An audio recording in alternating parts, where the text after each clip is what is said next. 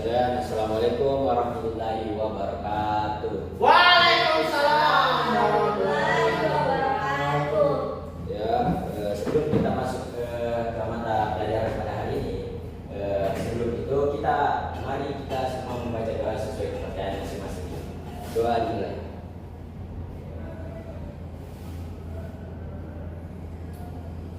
Pak izin ke WC. Ya, silakan. Ya baik, ada yang tahu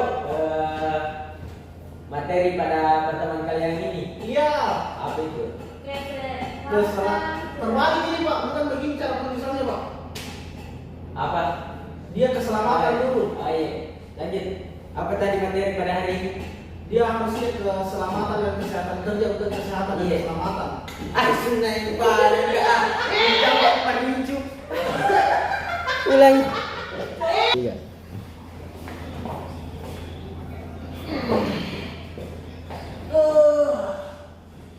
Baik, Assalamualaikum warahmatullahi wabarakatuh. Waalaikumsalam warahmatullahi wabarakatuh.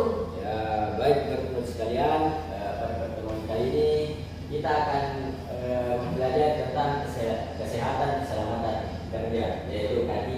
Nah, sebelum masuk ke inti materi pada hari ini, kita yang pertama itu membaca doa sebelum kita masuk ke materi berikutnya. Doa dimulai.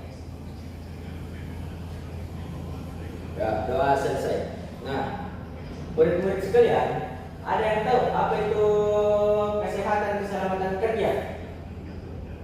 Atau belum ada? Belum ada ya. Saya lanjut. Nah, apa yang sih itu kesehatan dan keselamatan kerja? Kesehatan dan keselamatan kerja merupakan aspek penting dalam setiap lingkungan kerja. Ketiga, bertujuan untuk menciptakan lingkungan kerja yang aman, sehat, dan produktif bagi seluruh pekerja. Nah, kita lanjut ke slide kedua itu, apa sih definisi dan pentingnya K3?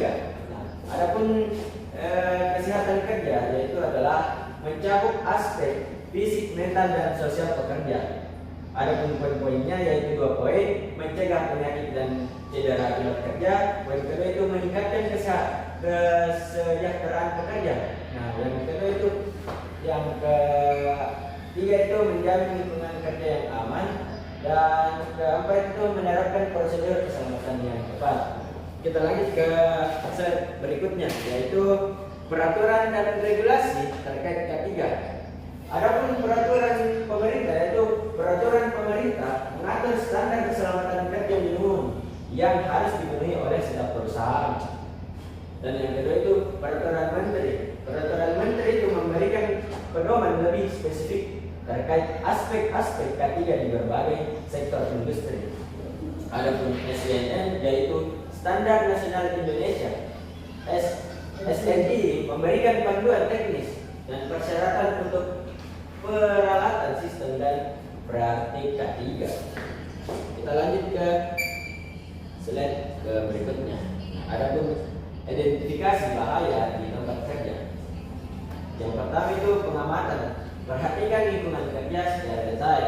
Kedua itu wawancara, berbicara dengan pekerja untuk memahami potensi bahaya. Adapun keempat tinjauan lingkungan, analisis data kecelakaan dan laporan keselamatan. Yang keempat itu penilaian risiko, evaluasi tingkat keparahan dan probabilitas bahaya.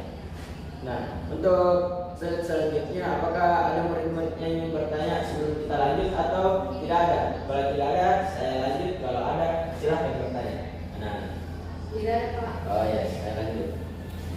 Nah, adapun penilaian dan pengendalian risiko. Yang pertama itu tentu semua bahaya potensi di tempat kerja. Yang kedua itu analisis risiko, evaluasi probabilitas dan dampak dari setiap risiko. Yang ketiga itu pengendalian risiko, terapkan langkah-langkah untuk mengurangi risiko. Nah, yang keempat itu pemantauan dan evaluasi. Nah, setelah kita melakukan ketiga step yang ini, kita itu mengevaluasi tempat bekerja atau efektivitas dan langkah-langkah pengendalian secara berkala.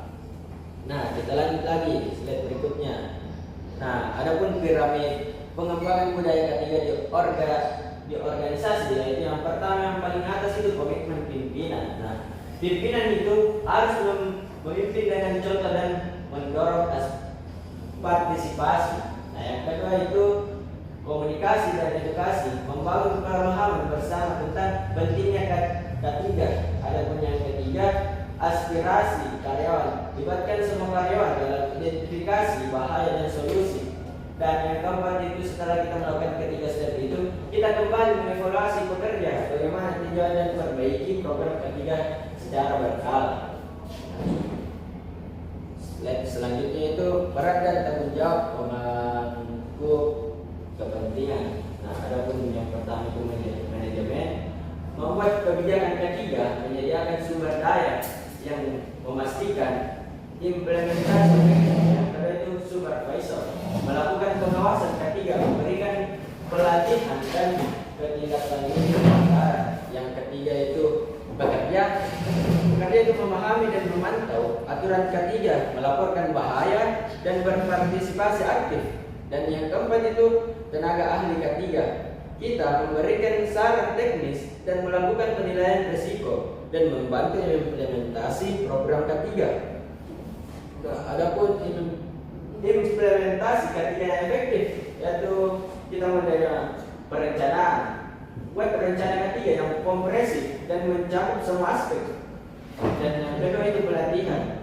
Nah, berikan pelatihan ketiga yang relevan kepada semua pekerja.